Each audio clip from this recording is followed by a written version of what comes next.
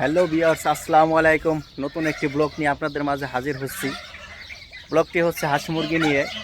Saudi আরবের মরুভূমির ভিতরে যেন আবদ্ধভাবে হাঁস মুরগি লালন পালন করে, তা আজকে আপনাদেরকে আমি পুরো ভিডিওটি দেখাবো। তো আশা করি আমার পুরো ভিডিওটি জুড়ে আপনারা থাকবেন। তো চলুন দেখা যাক পুরো ভিডিওটি।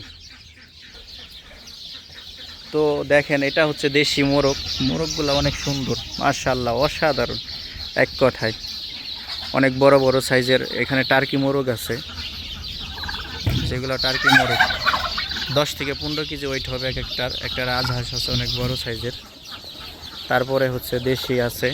আর এইগুলাই হচ্ছে দেখেন ডিম, এগুলা ডিম হাঁস মুরগির। মাশাআল্লাহ, অনেকগুলা আন্ডা দিয়া ডিম দিয়েছে। তো এই পাশেও মোরগগুলা দেখেন।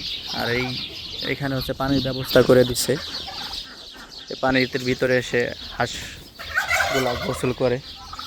আর দেখেন মুরগিগুলা কিভাবে লড়াই করতে।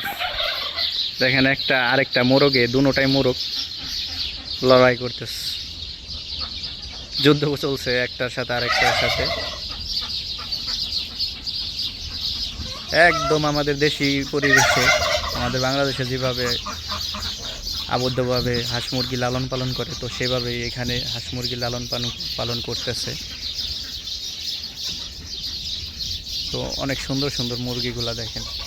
এখানে জুটিয়ালা মুরগিও আছে, এই যেটা খোপালা, আমাদের দেশি মুরগি।